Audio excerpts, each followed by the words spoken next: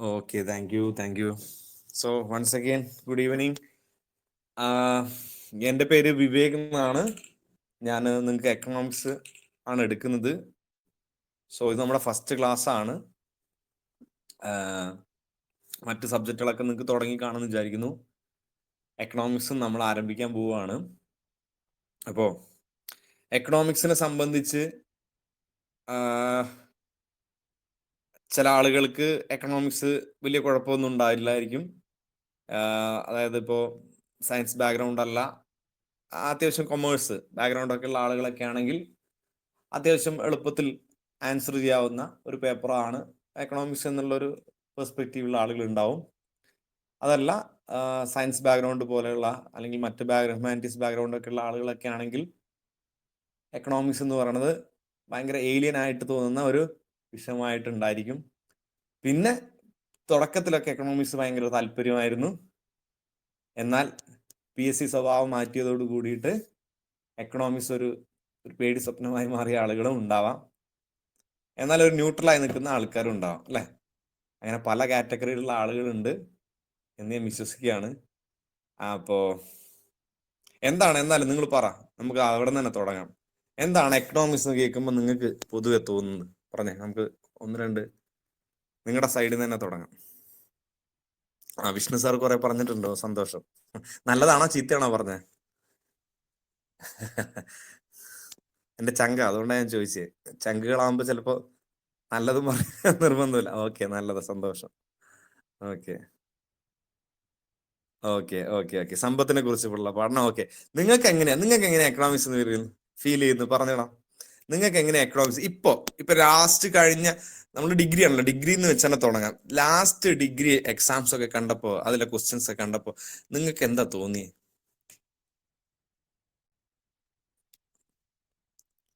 സംഭവം അത്യാവശ്യം കട്ടിയാണോ, മെനക്കേടാണോ? എന്താ നിങ്ങളുടെ ഒപ്പീനിയൻ പറ. എങ്ങനെയാണ്? കീറാമുട്ടിയാണ്, ടഫാണ്? ഓക്കെ, നല്ല ടഫാണ്. ഓക്കെ. എക്കണോമിക്സ് ഇപ്പോഴത്തെ കുറച്ച് പാടാണ്, യെസ് അല്ല? ചെറിയ ഈ പുതിയ മാറ്റം വന്നപ്പോ, അല്ലെങ്കിൽ നമ്മൾ എന്താ പറയാ, UPSC ലെവലിലോട്ടൊക്കെ PSC വന്നപ്പോ മാറ്റം വന്നു. National income chapter little bit tricky. Okay, national income പോലുള്ള വിഷയങ്ങൾ വരുമ്പോൾ ടെക്നിക്കൽ ടേംസ്, അല്ലെ, ടെർമിനോളജികളൊക്കെ വരുന്ന സമയത്ത് കുറച്ച് വിഷയമാണ്. ഓക്കെ. യെസ്, അടുത്ത പോയിന്റ്. പഠിക്കുന്ന പോലെയല്ല ക്വസ്റ്റ്യൻ കാണുമ്പോൾ, അല്ലെ? നമ്മൾ പഠിക്കുന്നത് ഒരെണ്ണം, പക്ഷെ ക്വസ്റ്റ്യൻ ചോദിക്കുന്നത് വേറെ ഏതോ ഒരെണ്ണം, അല്ലെ? നമ്മൾ ചിലപ്പോ റിപ്പോ റേറ്റ് എന്താ, പിന്നെ അല്ലെങ്കിൽ CRR എന്താ എന്നൊക്കെ പഠിക്കും. പക്ഷെ അവിടെ വരുമ്പോ അത് വേറെ എന്തോ രീതിയിൽ ചോദിച്ചിട്ടുണ്ടായിരിക്കും. ചോദിച്ചത് ഇത് തന്നെയാണോ എന്ന് പോലും നമുക്ക് പറയില്ല. ഓക്കെ.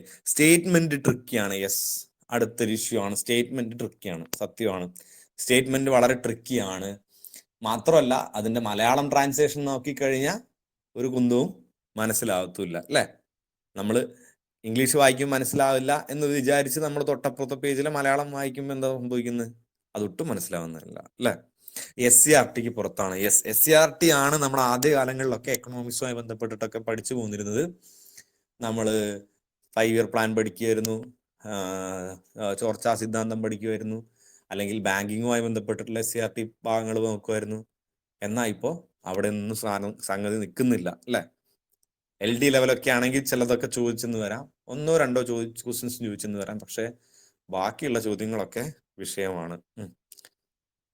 ക്വസ്റ്റ്യന്റെ ഫുൾ മീനിങ് ചിലപ്പോൾ കിട്ടുന്നില്ല. കറക്റ്റ് ആണ്, അല്ലെ? ക്വസ്റ്റ്യനിൽ ഉദ്ദേശിക്കുന്ന ചില കാര്യങ്ങളെ, ചില വാക്കുകളെ, ചില ടെർമിനോളജികളെ കണ്ടു കഴിഞ്ഞാൽ നമുക്കതങ്ങ് ഒന്നും ദഹിക്കില്ല, അല്ലെ? ഇംഗ്ലീഷ് മലയാളം കിട്ടില്ല. യെസ്. അപ്പോൾ നമ്മൾ ആദ്യം നമ്മുടെ പ്രശ്നത്തിന് ഐഡന്റിഫൈ ചെയ്യണം, എന്നിട്ട് വേണം നമുക്ക് സൊല്യൂഷനിലോട്ട് വരാൻ. അതാ ഞാൻ നിങ്ങളുടെ ആദ്യം നിങ്ങളുടെ പ്രശ്നം എന്താണെന്ന് ചോദിച്ചത്. ഓക്കെ, വേറെ എന്തെങ്കിലും ബുദ്ധിമുട്ടുകൾ? നമ്മൾ പറഞ്ഞത് പണ്ടത്തേക്കാൾ ഇപ്പൊ ബുദ്ധിമുട്ടാണ്, മനസ്സിലാവുന്നില്ല, പഠിച്ചു പോകുന്നത് ഒന്ന്, പക്ഷെ ചോദിക്കുന്നത് മറ്റൊന്ന്. സ്റ്റേറ്റ്മെന്റ് വൈസ് ക്വസ്റ്റ്യൻസ് ചോദിക്കുമ്പോൾ അത് ട്രിക്കിയാണ്, അത് വായിക്കുമ്പോൾ മീനിങ് കറക്റ്റ് കിട്ടുന്നില്ല.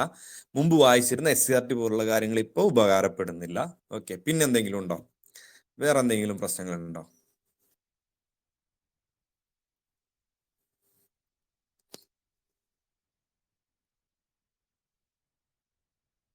ഇതൊക്കെ തന്നെ. ഓക്കെ, അപ്പോൾ ഇതാണ് എക്കണോമിക്സിനെ സംബന്ധിച്ച് നമ്മൾ നേരിടുന്ന പ്രശ്നം. ഓക്കെ, അപ്പൊ ആദ്യത്തെ കാര്യത്തിലോട്ട് വരാം. മുൻപ് ഓക്കെ ആയിരുന്നു, ഇപ്പൊ ഓക്കെ അല്ല.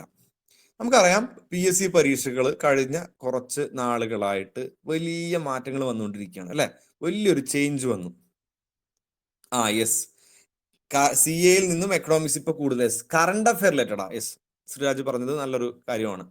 കറണ്ട് അഫെയറുമായിട്ട് കണക്ഷൻ, സ്റ്റാറ്റിക് കാര്യങ്ങൾ നമ്മൾ പഠിക്കുന്നു, പക്ഷെ ചോദിക്കുന്നത് കറണ്ട് റിലേറ്റഡ് ആയിട്ടുള്ള കണ്ടന്റ് ആണ് അല്ലെ. കൺസെപ്റ്റ് ക്ലിയർ ആവാൻ ബുദ്ധിമുട്ടുണ്ട്. ഓക്കെ, അത് നല്ലതാണ്. കൺസെപ്റ്റിന്റെ വിഷയമുണ്ട്. ഓക്കെ, അപ്പൊ ആദ്യത്തെ പ്രശ്നത്തിലോട്ട് വരാം. ആദ്യം പറഞ്ഞ കാര്യം, അതായത് മുമ്പ് പഠിച്ചിരുന്ന പോലെയല്ല ഇപ്പോൾ അല്ലെങ്കിൽ ചോദ്യങ്ങൾ ചോദിക്കുന്നത്. നമുക്കറിയാം PSCയുടെ സ്വഭാവം മാറി അല്ലെ. PSCയുടെ സ്വഭാവം വളരെയധികം മാറ്റം വന്നു. ഓരോ എക്സാം കഴിയും തോറും അതിന്റെ ഒരു എന്താ പറയുക, അൺപ്രഡിക്റ്റബിൾ രീതിയിലോട്ട് അത് പോയിക്കൊണ്ടിരിക്കുകയാണ്. അൺപ്രഡിക്റ്റബിൾ രീതിയിലോട്ട് അത് മാറുകയാണ്. നമ്മളിപ്പോ എന്താ പറയുന്നത്, UPSC ലെവലിലോട്ട് പോവുകയാണ് അല്ലെ. PSC UPSC ആയി മാറി എന്നൊക്കെ നമ്മൾ ഇങ്ങനെ പറയാറുണ്ട്. നമ്മുടെ സർക്കിളുകളിലും ഒക്കെ നമ്മൾ പറയും. നിങ്ങളുടെ ടീച്ചേഴ്സും ഒക്കെ പറയും, പഴയ PSC അല്ല, പണ്ടായിരുന്നെങ്കിൽ എളുപ്പമായിരുന്നു, കാണാപ്പാടം പഠിച്ചാൽ മതിയായിരുന്നു. ഇപ്പൊ അങ്ങനെയല്ല, ലെവൽ കൂടി, UPSC ആണ്, സിവിൽ സർവീസ് ലെവലാണ് അല്ലെ. ചിലപ്പോൾ നമുക്ക് തോന്നും സിവിൽ സർവീസിന്റെ ഒരുപടി മുകളിലോട്ടൊക്കെ പോയി ചിലപ്പോൾ തോന്നും അല്ലെ. ചില ക്വസ്റ്റ്യൻസ് ഒക്കെ കാണുമ്പോൾ എക്കണോമിക്സ് ആണെങ്കിലും ചിലപ്പോൾ പോളിറ്റി ആണെങ്കിലും ഒക്കെ ചോദിച്ച്, ഇത് UPSCയുടെ മുകളിൽ പോയോ എന്ന് വരെ ചോദിക്കുന്ന അവസ്ഥയുണ്ട്. അപ്പോ അത്തരത്തിൽ നോക്കുമ്പോൾ നമ്മൾ പറഞ്ഞ UPSC സ്റ്റാൻഡേർഡ് നോക്കുമ്പോൾ അവിടെ ഏറ്റവും കൂടുതൽ UPSC സ്റ്റാൻഡേർഡ് കാണാൻ പറ്റുന്ന ഒരു മേഖല എന്ന് പറയുന്നത് എക്കണോമിക്സ് ആണ്. അത് സത്യമാണ്. IAS പഠിക്കുന്ന ഒരു UPSC ലെവൽ പ്രിപ്പയർ ചെയ്യുന്ന ആളുകൾക്ക് എന്ത് കിട്ടുന്നുണ്ട്, ആൻസർ ചെയ്യാൻ പറ്റുന്ന, അല്ലെങ്കിൽ അറ്റ്ലീസ്റ്റ് ആ ക്വസ്റ്റ്യൻ മനസ്സിലാക്കാനെങ്കിലും പറ്റുന്നുണ്ട്. അത് സത്യമാണ്. PSCയിലെ ഈ പറയുന്ന എക്സാമിന്റെ പാറ്റേണിൽ ഉണ്ടായിട്ടുള്ള ചേഞ്ച് ഏറ്റവും അധികം നമുക്ക് വിസിബിൾ ആവുന്ന ഏരിയ എന്ന് പറയുന്നത് അത് എക്കണോമിക്സ് ആണ്. മുമ്പ് എക്കണോമിക്സിന്റെ ക്വസ്റ്റ്യൻസ് ശ്രദ്ധിച്ചിരുന്നെങ്കിൽ നിങ്ങൾക്ക് അറിയാം, പണ്ട് കാലത്ത് ചോദിച്ചിട്ട് എന്തായിരുന്നു, പഞ്ചവത്സര പദ്ധതികൾ. നമ്മൾ അങ്ങ് കാണാപ്പാടം പഠിക്കും. ഏതെങ്കിലും ഒരു സംഗതി ചോദിച്ചിട്ട് അത് ഏത് പഞ്ചവത്സര പദ്ധതിയുമായി ബന്ധപ്പെട്ടിരിക്കുന്നതെന്ന് ചോദിക്കും അല്ലെ. അല്ലെങ്കിൽ നമ്മുടെ പഴയ SCRT ബന്ധപ്പെട്ടിട്ട് ബാങ്കിങ്ങുമായി ബന്ധപ്പെട്ട് എന്തെങ്കിലും ഒരു കാര്യം പറയും, അത് അതുമായി റിലേറ്റഡ് ആയിട്ടുള്ള ഒരു കാര്യം ചോദിക്കും. ബാങ്കുകളെ സംബന്ധിച്ച് ബാങ്കിന്റെ ദേശസാൽക്കരണം, വർഷം, അതുമായി ബന്ധപ്പെട്ടുള്ള ഫാക്ടറുകൾ ചോദിക്കും. അല്ലെങ്കിൽ RBIയുടെ കുറച്ചും കൂടെ കഴിഞ്ഞപ്പോൾ RBIയുടെ ചുമതലകളിലോട്ടൊക്കെ വന്നു അല്ലെ. അപ്പൊ നമ്മൾ RBIയെ കുറിച്ച് പഠിച്ചു. ഇപ്പൊ എന്താ ചോദിക്കുന്നത്? ഇപ്പൊ ചോദിക്കുന്നത് അതൊന്നുമല്ല. ഇപ്പോ ഒരു തരം കേസ് സ്റ്റഡി ബേസ്ഡ് ആയിട്ടുള്ള ക്വസ്റ്റ്യൻസിലോട്ട് വന്നു, കൺസെപ്റ്റ് ബേസ്ഡ് ആയിട്ടുള്ള ക്വസ്റ്റ്യൻസ്. നമ്മൾ ബൈഹാർട്ട് ചെയ്ത് പോയി പഠിച്ചു കഴിഞ്ഞാൽ, അല്ലെങ്കിൽ ഒരു ഡെഫിനിഷൻ പഠിച്ചു കഴിഞ്ഞാൽ, ഏതെങ്കിലും ഒരു എക്കണോമിക്സ് കൺസെപ്റ്റ് അതേപടി കാണാപ്പാടം പഠിച്ചു കഴിഞ്ഞാൽ, അതിന്റെ ഡെഫിനിഷൻ പഠിച്ചു കഴിഞ്ഞാൽ നമുക്ക് അവിടെ പോയി ഒന്നും ചെയ്യാൻ പറ്റാത്ത അവസ്ഥ. വാക്കുകളൊക്കെ ചിലപ്പോൾ നമുക്കറിയാം, പക്ഷെ എന്താ ചോദ്യത്തിൽ ഉദ്ദേശിച്ചിരിക്കുന്നത് എന്ന് നമുക്ക് മനസ്സിലാവില്ല. യെസ്, നബാർഡ് അല്ലെ, നമ്മുടെ സ്ഥിരം കുറ്റിയായിരുന്നു നബാർഡ് അല്ലെ. 5 ഇയർ പ്ലാനും നബാർഡൊക്കെ സ്ഥിരം ടീമായിരുന്നു. ആ ഭാഗത്തോട്ട് കാണാനേ ഇല്ല ഇപ്പോ. ആകെയുള്ള ഒരു പ്രതീക്ഷ എന്ന് പറയുന്നത് നീതി ആയോഗ് പോലുള്ള ചില ഏരിയകളാണ് അല്ലെ. ശ്രദ്ധിച്ചിട്ടില്ല, നീതി ആയോഗുമായി ബന്ധപ്പെട്ടിട്ടൊക്കെ എന്തെങ്കിലും കാര്യങ്ങൾ ചോദിച്ചാൽ ഓക്കെ, നമുക്കത് വലിയ കുഴപ്പമില്ല അല്ലെ. നിങ്ങൾ ശ്രദ്ധിച്ചല്ലേ, നീതി ആയോഗിന്റെ എന്തെങ്കിലും അതും ഇതേപോലെ അതിന്റെ ഐഡിയാസുമായി ബന്ധപ്പെട്ട ചോദ്യം ചോദിക്കാം, അല്ലെങ്കിൽ ഏതെങ്കിലും ഒരു പുതിയ പ്രോഗ്രാമിനെ പറ്റിയിട്ടോ, അല്ലെങ്കിൽ അതിന്റെ അധ്യക്ഷൻ ആര്, കറണ്ട് റിലേറ്റഡ് ആയിട്ടുള്ള എന്തൊരു കാര്യം ചോദിക്കും, ചെയർമാൻ, GST കൗൺസിൽ ഒക്കെ ചിലപ്പോൾ ചോദിക്കും. അങ്ങനെ ചില മേഖലകളിൽ ഇപ്പോഴും ചെറിയ രീതിയിലൊക്കെ നമ്മുടെ ഒരു ആശ്വാസത്തിന് വേണ്ടിയിട്ട് 1-2 ചോദ്യങ്ങൾ ചോദിക്കും. അല്ലാത്ത സ്ഥലത്ത് എന്ത് സംഭവിച്ചു, വളരെയധികം എന്താ പറയുക, കൺസെപ്റ്റ് ഓറിയന്റഡ് ആയിട്ടുള്ള പ്രാക്ടിക്കൽ രീതിയിലുള്ള, അല്ലെങ്കിൽ ഒരു കേസ് സ്റ്റഡി പോലെയൊക്കെ ചോദിക്കുന്ന, അല്ലെങ്കിൽ നമ്മുടെ റിയൽ ലൈഫുമായിട്ട് കണക്ട് ചെയ്യാൻ പറ്റുന്ന രീതിയിലുള്ള ചോദ്യങ്ങൾ വന്നു. ഇതാണ് ഇപ്പൊ എക്കണോമിക്സിൽ സംഭവിച്ചുകൊണ്ടിരിക്കുന്നത്. ഇത് തന്നെയാണ് UPSC ടൈപ്പ് ക്വസ്റ്റ്യൻസ്. ഒരിക്കലും ഡയറക്റ്റ് ആയിട്ട് നമുക്ക് ഉത്തരത്തിലോട്ട് എത്താൻ പറ്റുന്ന ഒരു ഫാക്ട് ടൈപ്പ് സാധനമല്ല. വളരെ ഡൈനാമിക് ആണ്. വളരെ ഡൈനാമിക് ആയിട്ട് എക്കണോമിക്സ് മാറി. അതൊരു കാര്യം. പിന്നെയോ, എക്കണോമിക്സിന്റെ ഏരിയയിൽ മാറ്റം വന്നു. എക്കണോമിക്സിന് വെയിറ്റേജ് കൂടി. ഓക്കെ, ഇപ്പൊ ലേറ്റസ്റ്റ് നമ്മുടെ സിലബസ് വന്നിട്ടില്ല, പക്ഷെ എന്നാൽ പോലും നമുക്കറിയാം, ഇതിനു മുമ്പ് നമ്മൾ കണ്ടിട്ടുള്ള എക്സാമുകൾ നോക്കുക, അതായത് അത്യാവശ്യം സ്റ്റാൻഡേർഡ് ഉള്ള എക്സാമുകൾ നമുക്ക് മുമ്പ് KSന്റെ എക്സാംസ് നമുക്കറിയാം. KS എക്സാം നടന്ന സമയത്ത് അതിന്റെ സിലബസ് നമ്മൾ കണ്ടിട്ടുണ്ട്. വളരെ ഡീറ്റെയിൽ ആയിട്ട് എക്കണോമിയും പ്ലാനിങ്ങും സംബന്ധിച്ചിട്ടുള്ള ഡീറ്റെയിൽസ് കൊടുത്തിട്ടുണ്ട്. ഒരു വലിയ സിലബസ് തന്നെ നമ്മുടെ കയ്യിലുണ്ട്.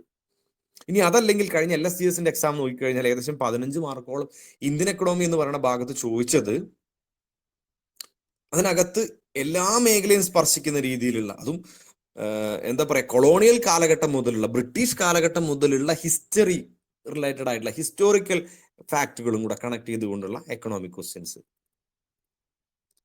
അപ്പോൾ എക്കണോമിക്സിന് വെയിറ്റേജ് കൂടി, ആ കാര്യം നമ്മൾ പ്രതീക്ഷിച്ചേ പറ്റുള്ളൂ. അത് ഇനി വരുന്ന എക്സാമുകളിലും നമ്മൾ അത് എക്സ്പെക്ട് ചെയ്യണം. എസ്പെഷ്യലി സ്പെഷ്യൽ ടോപ്പിക് പേപ്പറൊക്കെ വരുന്ന ഘട്ടത്തിൽ ഉറപ്പായും എന്ത് സംഭവിക്കും, എക്കണോമിക്സിന് വെയിറ്റേജ് കൂടും. കാരണം എക്കണോമിക്സ് നോക്കൂ, എക്കണോമിക്സ് എന്ന് പറഞ്ഞു കഴിഞ്ഞാൽ അതൊരു സാധാരണ സബ്ജക്റ്റ് അല്ല. ഒരു സാധാരണ സബ്ജക്റ്റ് ഒരു ഒരു ഒരു ഗവൺമെന്റ് ഉദ്യോഗസ്ഥരെ സംബന്ധിച്ച് അയാൾക്ക് അറിഞ്ഞിരിക്കേണ്ട വളരെ ബേസിക് ആയിട്ടുള്ള കാര്യങ്ങൾ അടങ്ങിയിട്ടുള്ള ഒരു കാര്യമാണ്. അപ്പൊ നമുക്ക് നമ്മുടെ സ്കൂൾ കാലഘട്ടത്തിലൊന്നും വലിയ രീതിയിൽ എക്കണോമിക്സ് പഠിച്ചിട്ടില്ല, അതിന്റെ തിയറികൾ പഠിച്ചിട്ടില്ല. കൊമേഴ്സ് ബാക്ക്ഗ്രൗണ്ടിലുള്ളവർക്ക് പിന്നെയും കുറച്ചൊക്കെ പഠിക്കേണ്ടി വന്നിട്ടുള്ളൂ. പക്ഷെ എക്കണോമിക്സിന്റെ ഒരു പ്രത്യേകത എന്ന് പറഞ്ഞാൽ നമ്മുടെ റിയൽ ലൈഫുമായിട്ട് വളരെയധികം കണക്ട് ചെയ്തിട്ടുള്ള ഒരു കാര്യമാണത്. വളരെയധികം കണക്ട് ചെയ്തിട്ടുള്ള കാര്യമാണ്. അപ്പൊ അത് നമ്മൾ മനസ്സിലാക്കി, അതിന്റെ കൺസെപ്റ്റ് മനസ്സിലാക്കി പഠിക്കുകയാണ് വേണ്ടത്. അങ്ങനെ മനസ്സിലാക്കി പഠിച്ച ആൾക്ക് ഞാൻ പറയാം, ഒരു ടെൻഷനും ഇല്ലാതെ, വെറുതെ ഒരു തരത്തിലുള്ള പ്രിപ്പറേഷൻ ആവശ്യമില്ലാതെ ഇത്തരത്തിലുള്ള ക്വസ്റ്റ്യൻസ് ആൻസർ ചെയ്യാനായിട്ട് പറ്റും. കാരണം അവിടെ ഒന്നും ബൈഹാർട്ട് ചെയ്യേണ്ട ആവശ്യമില്ല, ഒന്നും ബൈഹാർട്ട് ചെയ്യേണ്ട ആവശ്യമില്ല. ഇപ്പൊ റിയൽ ലൈഫായിട്ട് ഇത് എങ്ങനെ കണക്ട് ചെയ്ത് കിടക്കുന്നത്, ഞാൻ ജസ്റ്റ് ചെറിയൊരു എക്സാമ്പിൾ പറയാം. പക്ഷെ അത് എന്താന്ന് ഏതാണെന്നൊക്കെ നമ്മൾ വിശദമായിട്ട് പഠിക്കും. ഒന്നുമില്ല, അപ്പൊ നമ്മളൊക്കെ ഫേസ് ചെയ്യുന്ന ഒരു പ്രശ്നമുണ്ട് അല്ലെ. നിങ്ങളുടെ ഇടയിൽ ജോലിയുള്ള ആളുകളൊക്കെ ഉണ്ടെങ്കിൽ ചോദിച്ചാൽ അറിയാൻ പറ്റും. നമ്മൾ എപ്പോഴും പറയും, നമ്മുടെ സുഹൃത്തുക്കളൊക്കെ പറയുന്നത്, എടാ ഒരു മാസം അവസാനമാവുന്ന സമയത്ത് നമ്മളൊന്ന് എന്താ പറയാ, അറ്റം കൂട്ടിമുട്ടിക്കാൻ നമ്മൾ വിടുന്ന ഒരു പാട് അല്ലെ. സാലറി ഒക്കെ വരും, ഒരാഴ്ച കൊണ്ട് അതങ്ങ് ഒരു വഴിക്ക് പോകും അല്ലെ.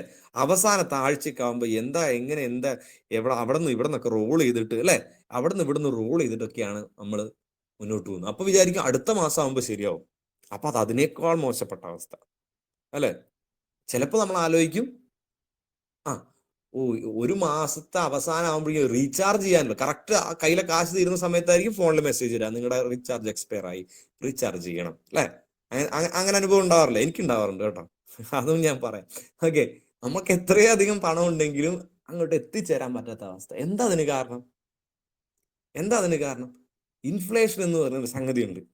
ഇൻഫ്ലേഷൻ എന്ന് പറയുന്ന സംഗതി, പണപ്പെരുപ്പം എന്ന് പറയുന്ന പ്രതിഭാസമുണ്ട്. ഓക്കെ, പണപ്പെരുപ്പം, ആവറേജ് പ്രൈസ് ലെവൽ കൂടുക സാധനങ്ങളുടെ, അത് നമ്മൾ അറിയുന്നില്ല. ഇപ്പൊ എന്താണ് ഇൻഫ്ലേഷൻ? ഇൻഫ്ലേഷൻ എന്ന് പറയുന്ന സംഗതി നമ്മളെ വളരെയധികം ബാധിക്കുന്ന ഒരു കാര്യമാണ്.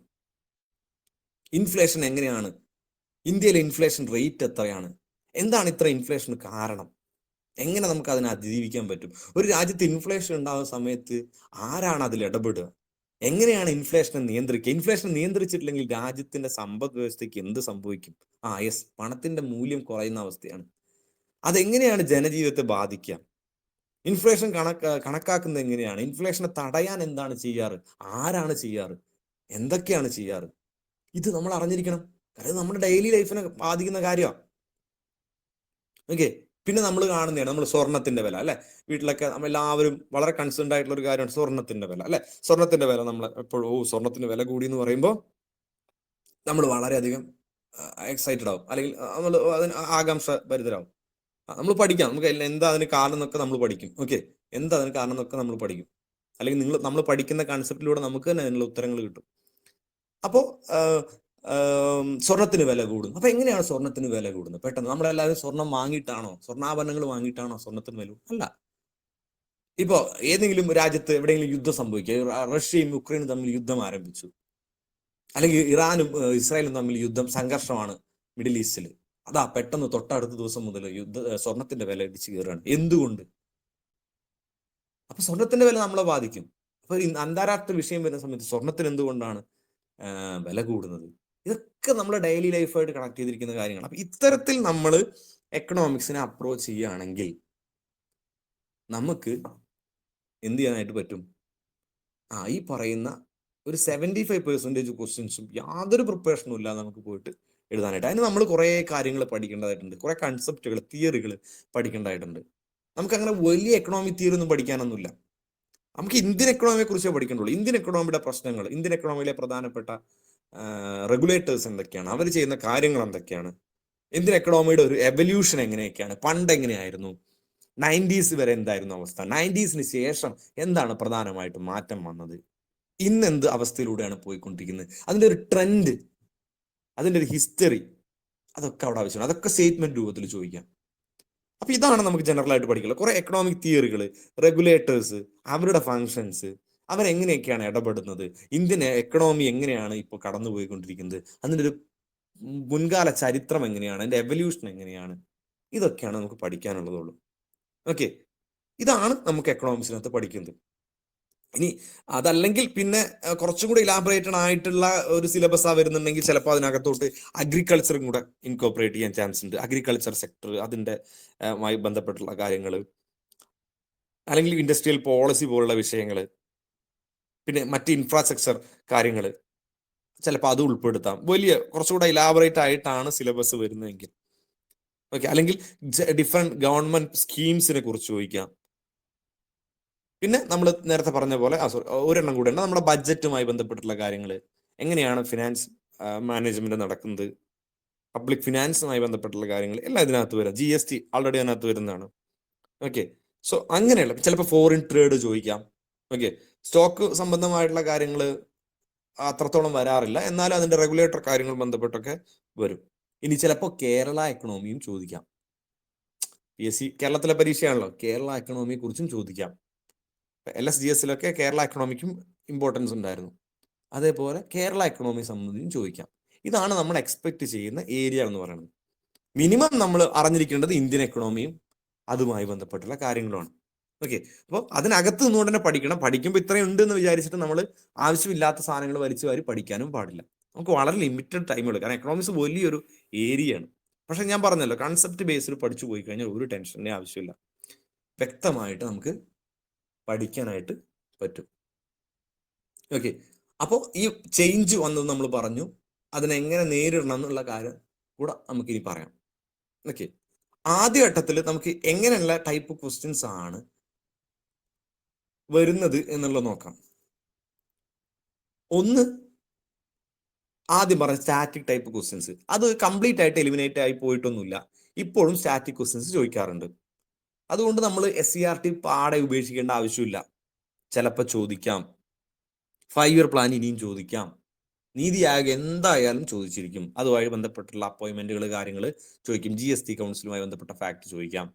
അപ്പൊ സ്റ്റാറ്റിക് ഭാഗങ്ങൾ, അതായത് സ്റ്റാറ്റിക് ഭാഗം എന്ന് പറഞ്ഞു കഴിഞ്ഞാൽ ആൾറെഡി ഹിസ്റ്ററി ഒക്കെ പോലെ അവിടെ കിടക്കുന്ന ഫാക്ടുകൾ, വലിയ ചേഞ്ച് വരാൻ സാധ്യതയില്ലാത്ത ഫാക്ടർ, അത് നമ്മൾ പഠിച്ചിരിക്കണം.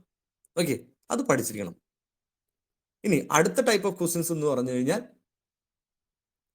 എക്കണോമിക്സുമായി ബന്ധപ്പെട്ടിട്ടുള്ള പ്രധാനപ്പെട്ട റെഗുലേറ്റേഴ്സ്, അവരുടെ ഫങ്ഷൻസ്, അതുമായി ബന്ധപ്പെട്ടിട്ടുള്ള സ്റ്റേറ്റ്മെന്റ് രൂപത്തിലുള്ള ക്വസ്റ്റ്യൻസ്. ഓക്കെ, അത് നമ്മൾ മുമ്പ് പഠിച്ചിട്ടുണ്ട്, കുറച്ചും കൂടെ ഡീപ്പായിട്ട് പഠിക്കുന്നു. അടുത്തത് കൺസെപ്റ്റ്സ് ആണ്. ഓരോ കൺസെപ്റ്റ് ബേസ് ചെയ്തിട്ട് ഓരോ സാഹചര്യങ്ങളിൽ എന്തെല്ലാം കാര്യങ്ങൾ ചെയ്യും എന്നൊക്കെ ചോദിച്ചുകൊണ്ട് അതിൻ്റെ ഒരു പ്രാക്ടിക്കൽ എക്സാമ്പിളോട് കൂടിയിട്ട് നമുക്ക് ആ ഉത്തരത്തിലോട്ട് എത്താൻ പറ്റുന്ന ടൈപ്പ് ഓഫ് ക്വസ്റ്റ്യൻസ്. ഉദാഹരണത്തിന്, ഇന്ത്യയിൽ ഇൻഫ്ലേഷൻ വരുമ്പോൾ, പണപ്പെരുപ്പം വരുന്ന സമയത്ത് RBI സ്വീകരിക്കുന്ന അല്ലെങ്കിൽ മോണിറ്ററി പോളിസി കമ്മിറ്റി സ്വീകരിക്കുന്ന നടപടികൾ എന്തൊക്കെ, താഴെ പറയുന്നതിൽ. അപ്പോൾ നമ്മൾ എന്താണ് പണപ്പെരുപ്പം എന്നുള്ള സംഗതി മനസ്സിലാക്കണം. അതിന് നേരിടാനായിട്ട് RBI ചൂസ് ചെയ്യുന്ന ഇൻസ്ട്രുമെന്റുകൾ എന്തൊക്കെയാണ്, അതെങ്ങനെയാണ് വർക്ക് ചെയ്യുന്നത്, ഇത് മനസ്സിലാക്കി കഴിഞ്ഞാൽ ആ സ്റ്റേറ്റ്മെന്റ് ആൻസർ ചെയ്യാനായിട്ട് പറ്റും. അതാണ് അടുത്ത ടൈപ്പ് ഓഫ് ക്വസ്റ്റ്യൻസ്. ഇനി മറ്റൊന്ന് കറണ്ട് അഫയേഴ്സ് റിലേറ്റഡ് ആയിട്ടുള്ള കാര്യങ്ങളാണ്.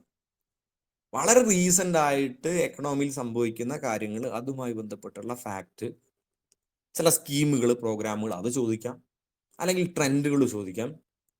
ഈവൻ ഇപ്പോൾ റീസെന്റ് ആയിട്ട് നടന്ന ഒരു എക്സാമിനകത്ത് റിപ്പോ റേറ്റ് വരെ ചോദിച്ചു. സാധാരണ അത് ചോദിക്കാറില്ല, കാരണം അത് ഒരു എക്സാമിന് പേപ്പർ പ്രിന്റ് ചെയ്ത് കുറച്ച് കഴിയുമ്പോഴേക്കും, ഒരു 3 മാസം കഴിയുമ്പോഴേക്കും മാറുന്ന വളരെ ഡൈനാമിക് ആയിട്ടുള്ള ഒരു കാര്യമായിരുന്നു. കൊണ്ട് ഇത്രയും കാലത്തിനിടയ്ക്ക് അത് ചോദിച്ചിട്ടുണ്ടായിരുന്നില്ല. GDP ഗ്രോത്തും റിപ്പോ റേറ്റ് പോലുള്ള ഡെസിമൽ വാല്യൂസ് സാധാരണ ചോദിക്കാറില്ലായിരുന്നു, പക്ഷെ ഇപ്പോൾ അതും ചോദിക്കുന്നുണ്ട്. പിന്നെ ചോദിക്കുന്നത് ബജറ്റുമായി ബന്ധപ്പെട്ടുള്ള ഫാക്ടുകൾ, എക്കണോമിക് സർവേയുമായി ബന്ധപ്പെട്ടുള്ള ഫാക്ടുകൾ, അല്ലെങ്കിൽ ഫിനാൻസ് മിനിസ്റ്റർ ഒക്കെ നടത്തിയിട്ടുള്ള ചില സ്റ്റേറ്റ്മെന്റുകളുമായി ബന്ധപ്പെട്ടുള്ള കാര്യങ്ങൾ, ഇത്തരത്തിലുള്ള ചോദ്യങ്ങളും പ്രതീക്ഷിക്കാം. ഇനി അല്ലെങ്കിൽ ചില റിപ്പോർട്ടുകൾ, ഇൻഡീസുകൾ, sustainable development report, multi poverty dimensional index, അങ്ങനെയുള്ള ഇൻഡെക്സ് റിലേറ്റഡ് ക്വസ്റ്റ്യൻസ്. ഇത്രയല്ലേ നമ്മൾ ചോദിക്കാറുള്ളൂ? വേറെ എന്തെങ്കിലും ഞാൻ വിട്ടുപോയിട്ടുണ്ടോ? ഈ ടൈപ്പ് ക്വസ്റ്റ്യൻസ് അല്ലേ നമ്മൾ കണ്ടുവരുന്നത്, അല്ലെ? ഇതല്ലേ എക്കണോമിക്സിൽ ഒരു ടൈപ്പ് ക്വസ്റ്റ്യൻസ് നമ്മൾ കണ്ടുവരുന്ന ക്വസ്റ്റ്യൻസ്, ഇത്രയല്ലേ ഉള്ളൂ? യെസ്. അപ്പോൾ ഈ പറഞ്ഞ കാര്യങ്ങൾക്കൊക്കെ നമ്മൾ ഏത് അപ്രോച്ച് എടുക്കണം? ആദ്യത്തെ ഭാഗം, സ്റ്റാറ്റിക് ഭാഗം നിങ്ങൾക്ക് അറിയാം, ഒന്നുമില്ല, എന്ത് വേണം? പഠിക്കാം. സ്റ്റാറ്റിക് ഭാഗം SCERT NCERTയിലെ സെലക്ടഡ് ആയിട്ടുള്ള ഭാഗങ്ങൾ പഠിക്കാം. നമ്മുടെ നോട്ട് നമ്മളത് കവർ ചെയ്യും, നമ്മുടെ നോട്ടിൽ അത് കവർ ചെയ്യും. എന്നാലും SCERT പോലുള്ള നിങ്ങൾക്ക് ആൾറെഡി അറിയുന്ന കാര്യങ്ങളൊന്ന് റിഫ്രഷ് ചെയ്ത് പോവാ. പിന്നെ രണ്ടാമത്തെ കാര്യം, നമ്മൾ ഇവിടെ ക്ലാസ്സുകൾ എടുക്കുന്ന സമയത്ത് കൺസെപ്റ്റ് കാര്യങ്ങൾ മനസ്സിലാക്കി പോവാ. അതിൻ്റെ PYQ കാര്യങ്ങൾ ചെയ്യുമ്പോൾ, മൾട്ടിപ്പിൾ ചോയ്സ് മോഡൽ ക്വസ്റ്റ്യൻസ് ചെയ്യുന്ന സമയത്ത് നമ്മൾ പല പല രീതിയിലുള്ള ക്വസ്റ്റ്യൻസ് ചെയ്യുമ്പോൾ അതും തറവായിട്ട് പഠിക്കും. കൂട്ടത്തിൽ കറണ്ട് അഫെയറും കാര്യങ്ങളും കൂടെ പഠിച്ചിട്ട് മുന്നോട്ട് പോകണം. ഓക്കെ, ഇനി എക്കണോമിക്സിനെ സംബന്ധിച്ച് അടുത്ത വേറൊരു പ്രധാനപ്പെട്ട കാര്യം പറയാം. എങ്ങനെ എക്കണോമിക്സ് പഠിക്കും എന്നത് സംബന്ധിച്ചൊരു കാര്യം, പ്രത്യേകിച്ച് കൺസെപ്റ്റ് പോലുള്ള കാര്യങ്ങൾ പറയുന്ന സമയത്ത് അതിന് നമ്മൾ നിർബന്ധമായും ശീലിക്കേണ്ട ഒരു കാര്യമുണ്ട്, പത്രം വായിക്കുക എന്നുള്ളതാണ്. ഓക്കെ, പത്രം വായിക്കുക. പത്രം വായിക്കുക എന്ന് പറഞ്ഞാൽ എക്കണോമിക്സ് കോളം വായിക്കുക. ഡിഗ്രി ലെവലുകാരെ സംബന്ധിച്ച് പത്രം വായന, എസ്പെഷ്യലി നല്ല ക്വാളിറ്റിയുള്ള ഇംഗ്ലീഷ് ന്യൂസ് പേപ്പറുകൾ വായിക്കുക എന്നുള്ളത് വളരെ വളരെ വളരെ ഇമ്പോർട്ടൻ്റ് ആണ്. ഓക്കെ, വളരെ വളരെ ഇമ്പോർട്ടൻ്റ് ആണ്. അതിലൊരു വിട്ടുവീഴ്ചയും ചെയ്യാൻ പാടില്ല. നമ്മൾ നേരത്തെ പറഞ്ഞ കാര്യത്തിലോട്ട് വരാം. ഇംഗ്ലീഷ് മലയാളം ട്രാൻസ്ലേഷൻ പക്ക ഗൂഗിൾ ട്രാൻസ്ലേഷൻ ആണ്. ഗൂഗിൾ ട്രാൻസ്ലേഷന്റെ പോലും ക്വാളിറ്റി ഇല്ലാത്ത സാധനമാണ് മലയാള രൂപത്തിലൂടെ തരുന്നത്. നിങ്ങൾക്ക് ഒരു ഉപകാരവും ഇല്ല. നമ്മൾ എന്ത് പഠിക്കുമ്പോഴും, പ്രത്യേകിച്ച് എക്കണോമിക്സ് പോലുള്ള കാര്യം പഠിക്കുമ്പോൾ അതിൻ്റെ ഇംഗ്ലീഷ് ടേം തന്നെ പഠിച്ചിട്ട് പോകണം. ഓക്കെ, അത് പഠിച്ചിട്ട് പോകണം. അപ്പോൾ ഇംഗ്ലീഷ് പത്രം, ഇംഗ്ലീഷ് പത്രത്തിലെ എക്കണോമിക്സ് കോളം നിർബന്ധമായിട്ടും വായിക്കണം. മലയാള പത്രത്തിലെ എക്കണോമിക്സ് കോളവും വായിച്ചിരിക്കണം. ഇത് ഡെയിലി ബേസിൽ വായിച്ചിട്ട് പോകണം. ഇപ്പൊ ഞാനൊരു ഉദാഹരണം പറയാം. ഇപ്പൊ കഴിഞ്ഞ ഒരു 2 ആഴ്ച മുമ്പ് വന്നിട്ടുള്ള ഒരു ന്യൂസിന്റെ ഒരു കട്ടിങ് ഞാൻ ഇവിടെ ഷെയർ ചെയ്യാം.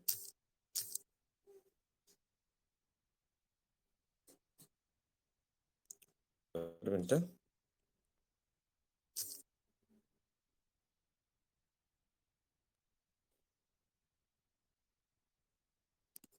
നോക്കിയടാ, ഹിന്ദു പേപ്പറിൽ വന്ന ഡിസംബർ 6-ാം തീയതി വന്ന ഒരു ന്യൂസ് കട്ടിംഗ് ആണ്. അപ്പോൾ അതിനകത്ത് ഒരു കാര്യം പറഞ്ഞത് ഒന്ന് വായിച്ചു നോക്കിയേ. Amid high inflation, RBI keeps repo rate unchanged at 6.5%. Monetary Policy Committee takes note of the recent slowdown in growth momentum, cuts cash reserve ratio for banks to 4%. ഇതിലെ പല വാക്കുകളും ചിലപ്പോൾ നിങ്ങൾക്ക് കേട്ടുപരിചയമുള്ളതായിരിക്കാം.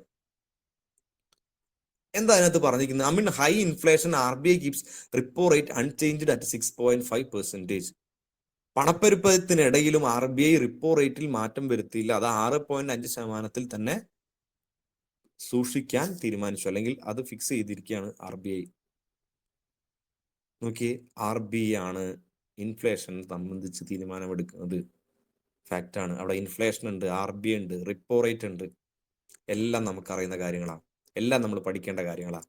അടുത്ത line, monetary policy committee takes note on recent slow down in growth momentum. അടുത്തിടെ ഉണ്ടായിട്ടുള്ള slow down വാക്ക് ശ്രദ്ധിക്കുക. എക്കണോമിക്സിനെ സംബന്ധിച്ച് ചില വാക്കുകൾ അതിൻ്റെ ചില സ്ഥിരം ടെർമിനോളജീസ് ആണ്.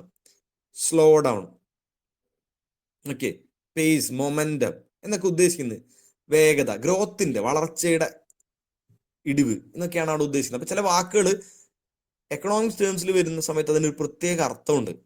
ഓക്കെ, റീസെന്റ് സ്ലോ ഡൗൺ എന്ന് പറയുമ്പോൾ വളർച്ചയിൽ ഉണ്ടായിട്ടുള്ള കുറവ് എന്നാണ് ഉദ്ദേശിക്കുന്നത്. ഓക്കെ, അപ്പൊ മോണിറ്ററി പോളിസി കമ്മിറ്റി അത് വിലയിരുത്തുന്നുണ്ട്. സ്ലോ ഡൗൺ, വളർച്ചയിൽ ഉണ്ടായിട്ടുള്ള കുറവ് വിലയിരുത്തും. അപ്പൊ വളർച്ചയും റിപ്പോ റേറ്റും തമ്മിലുള്ള ബന്ധം, ഇൻഫ്ലേഷനും തമ്മിലുള്ള ബന്ധം, അതൊക്കെ അവിടെ വന്ന് നമ്മുടെ തലയിലോട്ട് വരും. Cuts cash reserve ratio for bank to 4%. Cash reserve ratio, അടുത്ത കാര്യം, അത് 4% കുറച്ചു. കട്ട് ചെയ്യുന്നു പറഞ്ഞാൽ കുറച്ചു.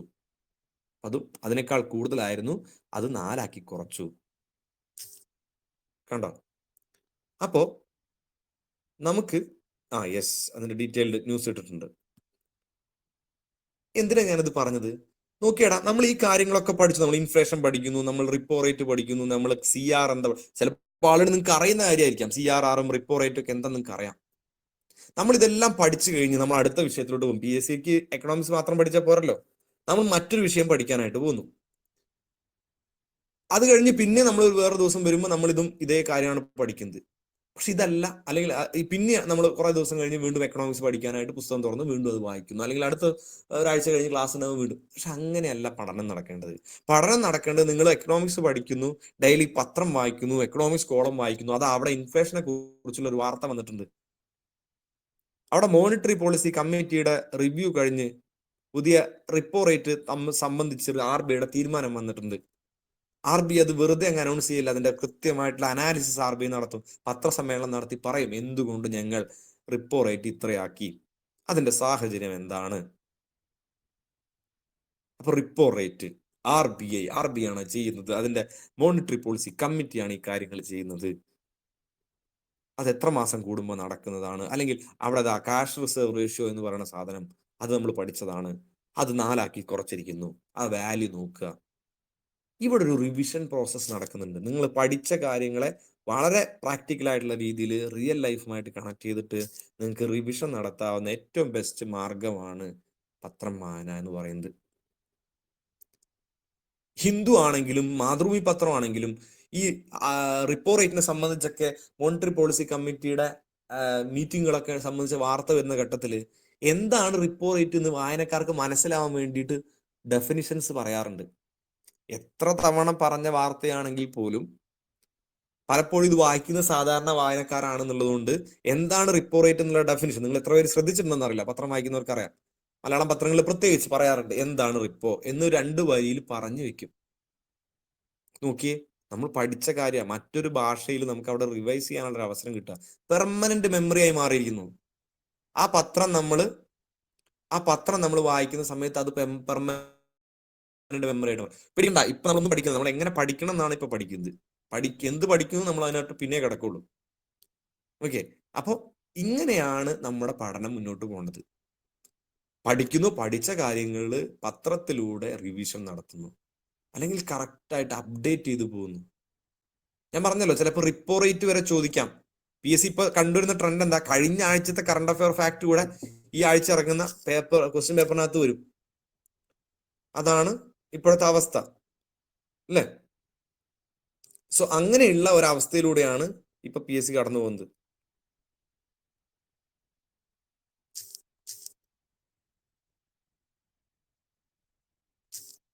ഒരു സെക്കൻഡ്, കേൾക്കുന്നുണ്ടല്ലോ അല്ലെ? ക്ലിയർ ആണല്ലോ അല്ലെ? ക്ലാസ് കട്ടായെന്നില്ലല്ലോ? ഓക്കെ ഓക്കെ ഓക്കെ ഓക്കെ, എന്റെ സ്ക്രീൻ മാറിപ്പോയതാ. ഓക്കെ, അപ്പോൾ റീസെന്റ് ആയിട്ടുള്ള കാര്യമാണ്. അപ്പൊ നമ്മൾ ചിലപ്പോൾ റേറ്റും കൂടെ നമ്മൾ നോട്ട് ചെയ്ത് വെക്കേണ്ടി വരും. അപ്പൊ ഇങ്ങനെ വേണം നമ്മുടെ പഠനം മുന്നോട്ട് പോകാൻ. ഓക്കെ, ഇവിടെയാണ് ആ റിവിഷൻ നടക്കുന്നത്.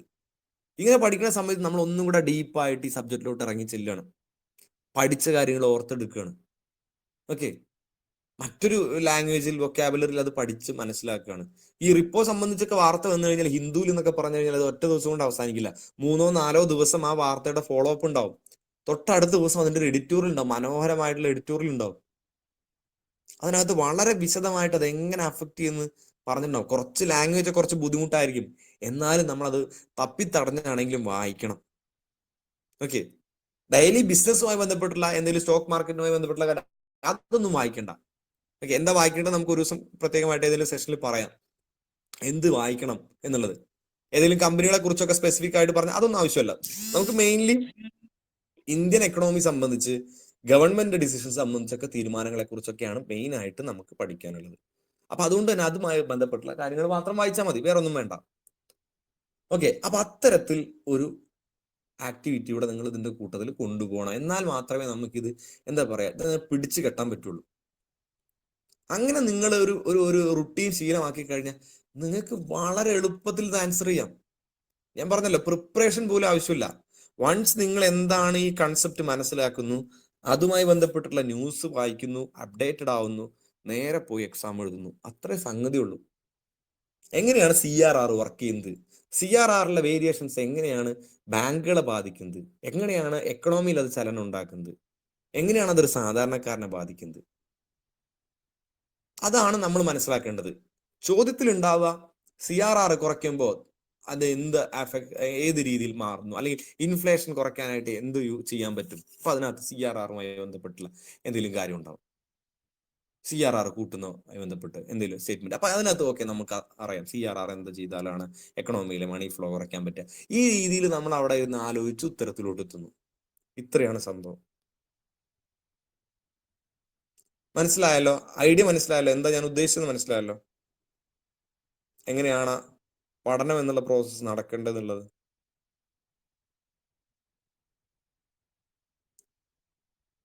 ഓക്കെ. അപ്പൊ ഇത്തരത്തിൽ വേണം മുന്നോട്ട് പോകാൻ. അതിന്റെ കൂട്ടത്തിൽ കൺസെപ്റ്റ് മാത്രമല്ല, കറണ്ട് അഫെയർ റിലേറ്റഡ് ആയിട്ടുള്ള പല കാര്യങ്ങളൂടെ കടന്നു വരും. അപ്പോയിന്റ്മെന്റുകൾ വരും, ഇൻഡീസസുകൾ വരും, ചില കുറച്ചൊക്കെ വേൾഡ് എക്കണോമിയെ ബന്ധപ്പെട്ടുള്ള ചില കാര്യങ്ങൾ, അത് ഇന്ത്യൻ എക്കണോമി ആയിട്ട് എങ്ങനെ അഫക്ട് ചെയ്യുന്നു അത് വരും. ഓക്കെ. സുപ്രധാനമായിട്ടുള്ള ചില കരാറുകളൊക്കെ വരും. ചിലപ്പോൾ ഇന്ത്യയും മറ്റു രാജ്യങ്ങളും തമ്മിലുള്ള ഇപ്പൊ ഫ്രീ ട്രേഡ് അഗ്രിമെന്റ് എന്നൊക്കെ പറയുന്ന കാര്യമുണ്ട്. FTA എന്ന് പറയുന്നത് ഇപ്പോൾ കഴിഞ്ഞ ഏതൊരു ഡിഗ്രി എക്സാം ചോദിച്ചു ഏത് രാജ്യവുമായിട്ടുള്ള, അപ്പൊ യൂറോപ്പുമായിട്ടുള്ള അല്ലെങ്കിൽ ബ്രിട്ടനുമായിട്ടുള്ള ഫ്രീ ട്രേഡ് അഗ്രിമെന്റ്. അപ്പൊ അത്തരത്തിലുള്ള ഇന്ത്യയും മറ്റു രാജ്യങ്ങളും തമ്മിലുള്ള ഏതെങ്കിലും തരത്തിലുള്ള എക്കണോമിക് ആക്ടിവിറ്റികളും കാര്യങ്ങളും കൂടെ അതിനകത്ത് വരും. അപ്പൊ അതും ഈ പറയുന്ന കറണ്ട് അഫെയർ ന്യൂസ് റീഡിങ്ങിൽ കവർ ചെയ്തിട്ട് പോകണം. സോ ഇങ്ങനെയാണ് പഠനം നടക്കേണ്ടത്. എക്കണോമിക്സോടുള്ള അപ്രോച്ച് ഇങ്ങനെ ആയിരിക്കണം. ക്ലിയർ ആണല്ലോ? വേറെ എന്തെങ്കിലും ഡൗട്ട് ഉണ്ടോ? ഇല്ലെങ്കിൽ നമുക്ക് നമ്മുടെ ഭാഗത്തോട്ട് കിടക്കാം. വേറെ എന്തെങ്കിലും തരത്തിലുള്ള ഡൗട്ടുകളോ കാര്യങ്ങളോ ഉണ്ടെങ്കിൽ നിങ്ങൾ ചോദിച്ചു കഴിഞ്ഞാൽ നമുക്ക് പറയാം.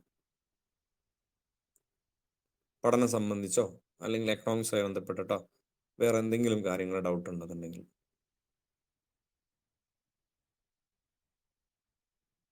ക്ലിയർ ആണല്ലോ? ഓക്കെ. സോ ഇപ്പോ നമ്മുടെ പ്രശ്നങ്ങൾ നമുക്ക് മനസ്സിലായി, അതെങ്ങനെ പരിഹരിക്കാമെന്ന് നമുക്ക് മനസ്സിലായി. ഓക്കെ. ഇനി നമ്മുടെ മുമ്പിലുള്ളത് ഇനിയിപ്പോ ഒരു വെല്ലുവിളി എന്ന് പറയാൻ പറ്റില്ല, നമ്മൾ കാത്തിരിക്കുന്നത് ലേറ്റസ്റ്റ് ആയിട്ടുള്ള ഇപ്പൊ സെക്രട്ടറി പോലുള്ള എക്സാമുകളിൽ എങ്ങനെയായിരിക്കും ഡിഗ്രിയിലുള്ള അല്ലെങ്കിൽ ഡിഗ്രി ലെവൽ എക്കണോമിക്സിന്റെ സിലബസ് എന്നുള്ളതാണ്. മറ്റ് എക്സാമുകളൊക്കെ SA പോലുള്ള എക്സാമുകളൊക്കെ ആൾറെഡി നമ്മൾ കണ്ടിട്ടുണ്ട്. അതിന്റെ സിലബസ് നമ്മുടെ കയ്യിലുണ്ട്. അതിന്റെ ഒരു അപ്രോച്ചും നമുക്ക് എന്താണെന്ന് അറിയാം. ഇപ്പൊ ഏകദേശം നമുക്ക് ക്ലിയർ ആണ്.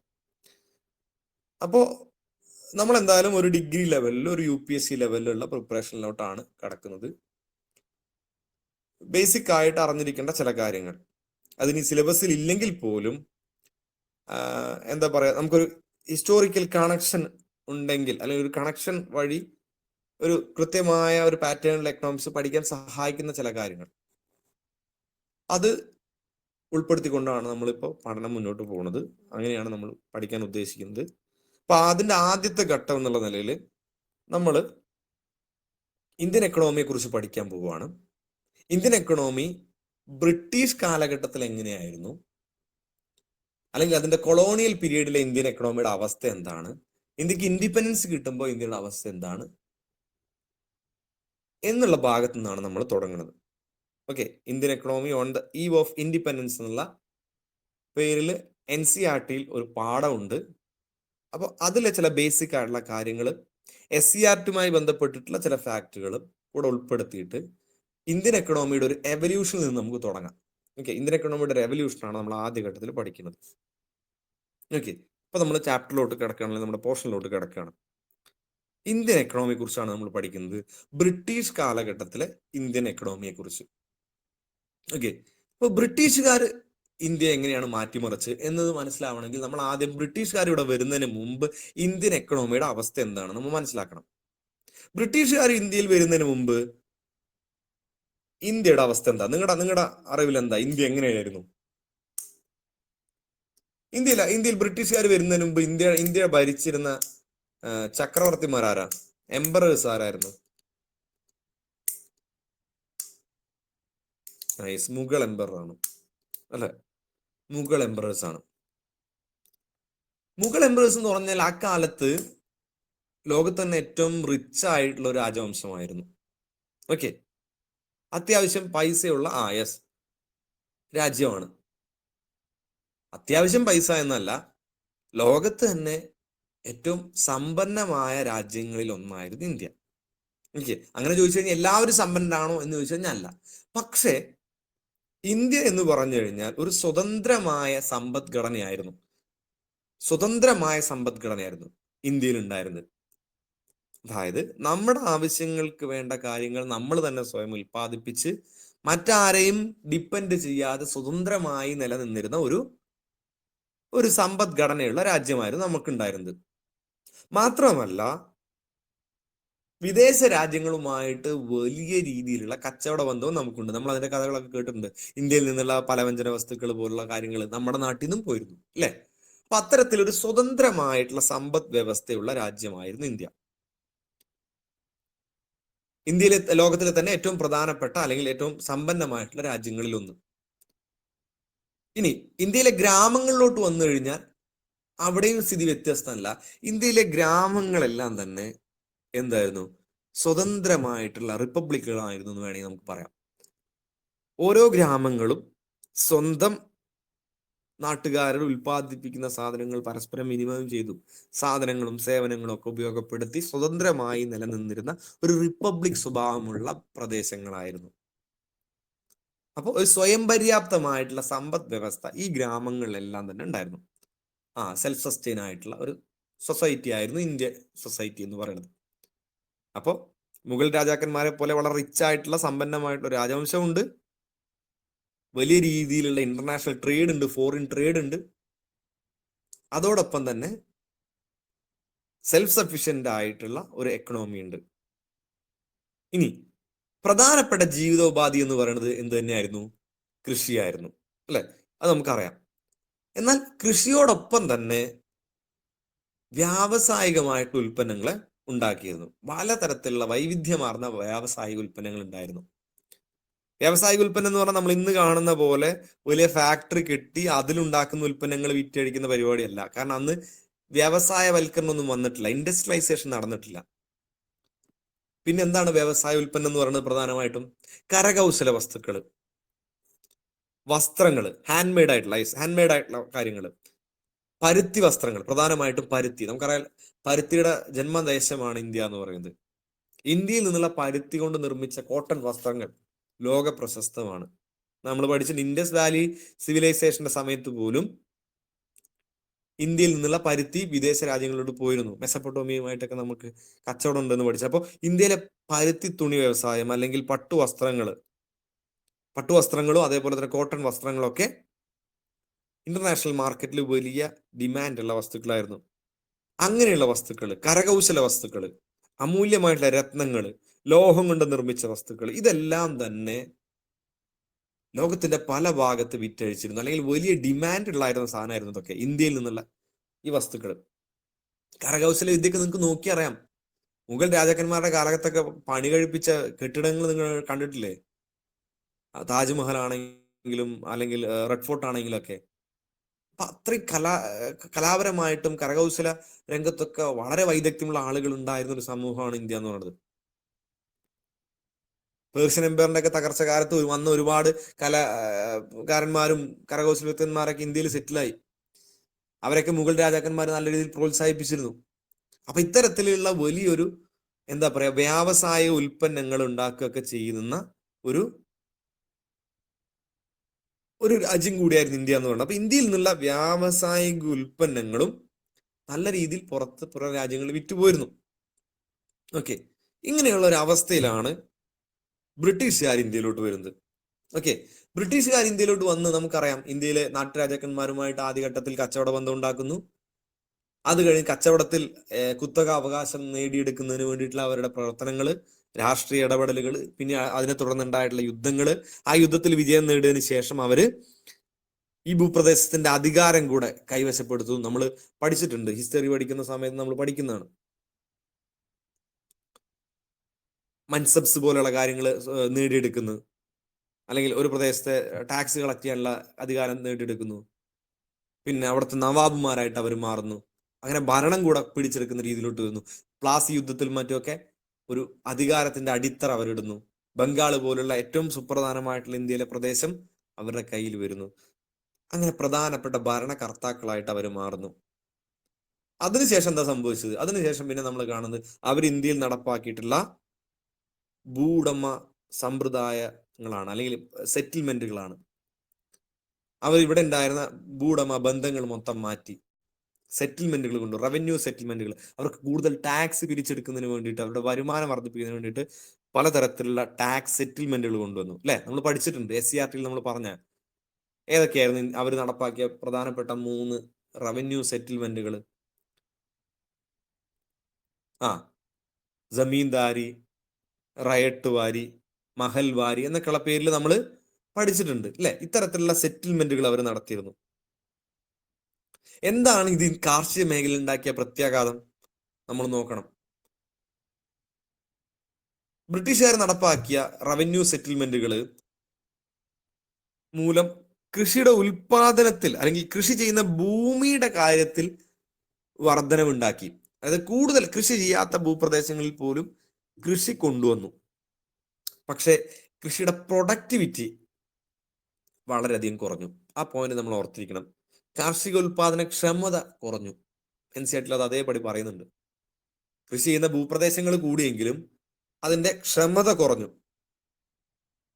ക്ഷമത കുറയാനുള്ള പ്രധാനപ്പെട്ട കാര്യം എന്താ? പണ്ട് കാലത്ത് രാജാക്കന്മാരാണ് ഭരിച്ചിരുന്നെങ്കിലും രാജാക്കന്മാർ ഈ കാർഷിക മേഖല ഡെവലപ്പിന് വേണ്ടിയിട്ട് പലതരത്തിലുള്ള കാര്യങ്ങൾ ചെയ്തിരുന്നു. സാമ്പത്തികമായിട്ട് സഹായിച്ചിരുന്നു. കനാലുകൾ പോലെയുള്ള സംവിധാനങ്ങൾ ഉണ്ടാക്കി കൊടുത്തുകൊണ്ട് കൃഷി മെച്ചപ്പെടുത്താനുള്ള സഹായങ്ങൾ ചെയ്തിരുന്നു. അല്ലെങ്കിൽ എന്തെങ്കിലും തരത്തിലുള്ള ക്ഷാമോ മറ്റു കാര്യങ്ങളൊക്കെ വരുന്ന സമയത്ത് നികുതി ഇളവ് പോലുള്ള സംവിധാനങ്ങൾ ചെയ്തു കൊടുത്തിരുന്നു. അത്തരത്തിൽ കൃഷി പ്രോത്സാഹിപ്പിക്കാൻ വേണ്ട കാര്യങ്ങളൊക്കെ ചെയ്തിരുന്നു. പക്ഷെ ബ്രിട്ടീഷുകാരായ സമയത്ത് ഇതെല്ലാം ഉദ്യോഗസ്ഥരാൽ നിയന്ത്രിക്കപ്പെടുന്ന കാര്യങ്ങളായി. നികുതി കളക്ട് ചെയ്യാനായിട്ട് കളക്ടർമാരെ പോലെയുള്ള ഉദ്യോഗസ്ഥന്മാർ, റവന്യൂ ഉദ്യോഗസ്ഥന്മാരുണ്ടായിരുന്നു.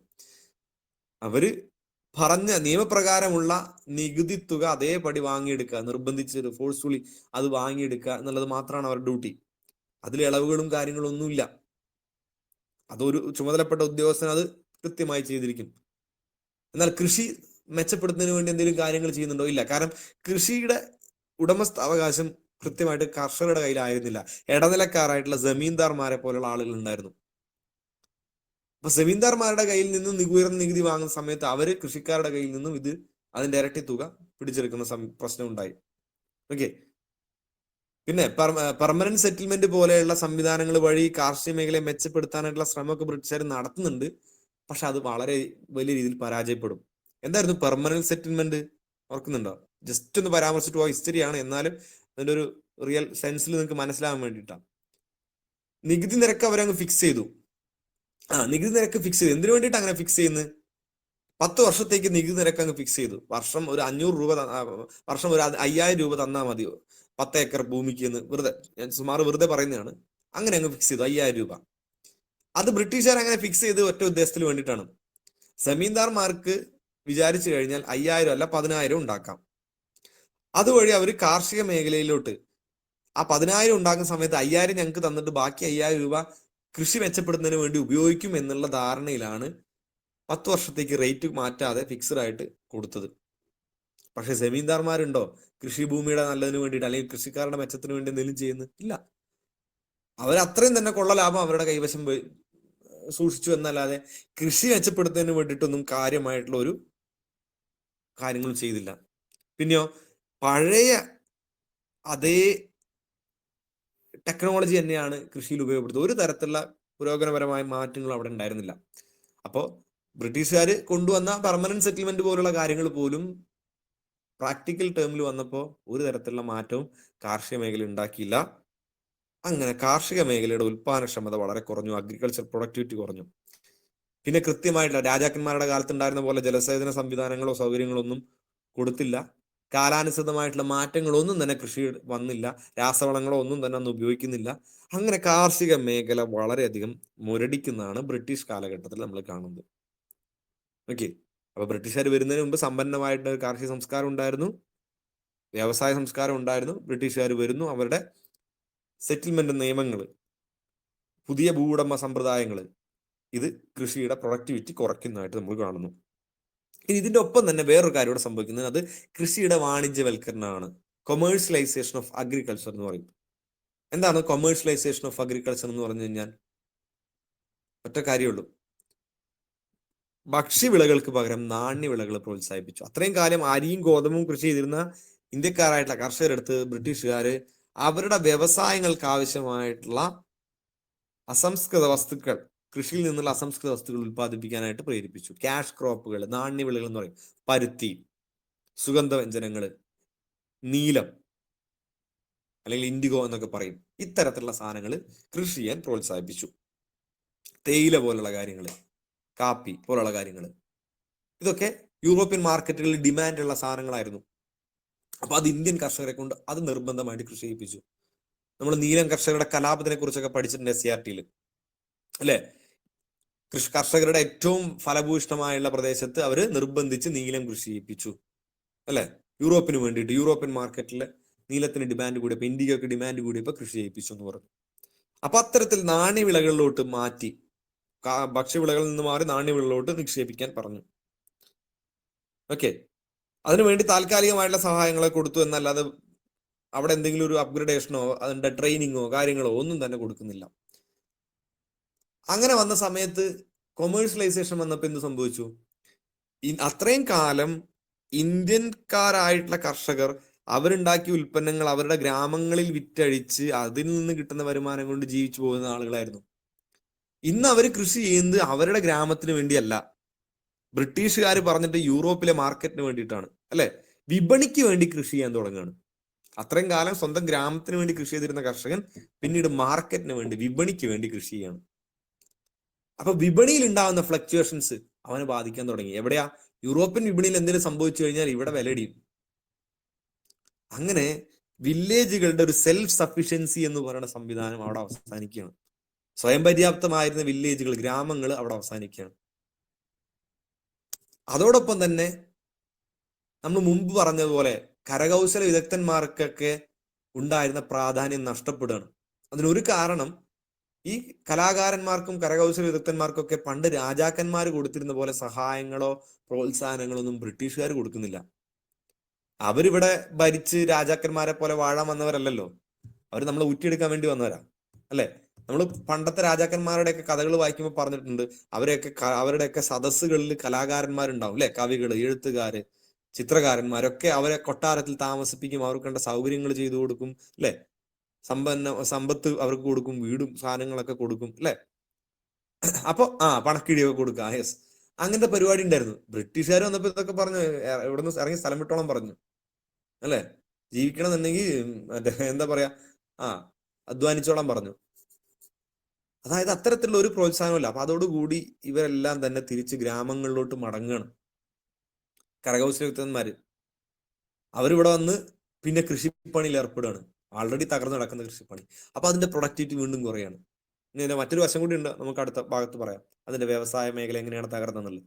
അപ്പൊ ഇത്തരത്തിൽ ഗ്രാമങ്ങളുടെ സെൽഫ് സഫിഷ്യൻസി ഇല്ലാതാവുന്നതാണ് നമ്മൾ കാണുന്നത്. ഓക്കെ, അതായത് സ്വയം പര്യാപ്തമായിരുന്ന ഗ്രാമങ്ങൾ ഇപ്പോ നാണ്യവിളകൾ കൃഷി ചെയ്യാൻ തുടങ്ങി. അല്ലെങ്കിൽ ഭക്ഷ്യവിളകളാണെങ്കിൽ പോലും അതിന്റെ കയറ്റുമതിയും മറ്റും കാരണം അത് യൂറോപ്യൻ മാർക്കറ്റിൽ അല്ലെങ്കിൽ വിപണിക്ക് വേണ്ടി കൃഷി ചെയ്യുന്ന രീതിയിൽ, അത് ഇന്ത്യൻ മാർക്കറ്റ് തന്നെ അല്ലെങ്കിൽ യൂറോപ്യൻ മാർക്കറ്റ് വിപണിക്ക് വേണ്ടി കൃഷി ചെയ്യാം. സ്വന്തം ഗ്രാമത്തിന് വേണ്ടി കൃഷി ചെയ്യുന്ന കർഷകർ വിപണിക്ക് വേണ്ടി കൃഷി ചെയ്യാൻ തുടങ്ങി. കൊമേഴ്സ്യലൈസേഷൻ സംഭവിച്ച കാര്യമാണ്, വാണിജ്യവൽക്കരണം സംഭവിച്ചപ്പോൾ. അപ്പൊ കൃഷിയുടെ വാണിജ്യവൽക്കരണം വലിയ ലാഭമൊന്നും ഉണ്ടാക്കിയില്ല, നഷ്ടമാണ് ഉണ്ടാക്കിയത്. അപ്പൊ ഇതാണ് കാർഷിക മേഖലയിലെ അവസ്ഥ. ക്ലിയർ ആയോ? ബ്രിട്ടീഷ് കാലഘട്ടത്തിന് മുമ്പും അതിനുശേഷവും എങ്ങനെയാണ് കാർഷിക മേഖലയിൽ, അഗ്രികൾച്ചർ സെക്ടറിൽ പ്രധാനപ്പെട്ട മാറ്റം? ചിലപ്പോൾ ചോദിക്കാം, സ്റ്റേറ്റ്മെന്റ് രൂപത്തിൽ ചോദിക്കാം. ബ്രിട്ടീഷ് കാലഘട്ടത്തിൽ ഇന്ത്യൻ റൂറൽ സെക്ടറിന്റെ അല്ലെങ്കിൽ വില്ലേജിന്റെ സെൽഫ് സഫിഷ്യൻസി ഇല്ലാതായി. സ്റ്റേറ്റ്മെന്റ് ശരിയാണോ തെറ്റാണോ എന്നുള്ള രൂപത്തിൽ ചോദിക്കും. അപ്പൊ നമുക്ക് ഉത്തരം പറയാൻ അറിയണം. അപ്പൊ ഇത്തരത്തിൽ ഇതായിരുന്നു കാർഷിക മേഖലയിൽ നമ്മൾ കാണുന്ന കാര്യം.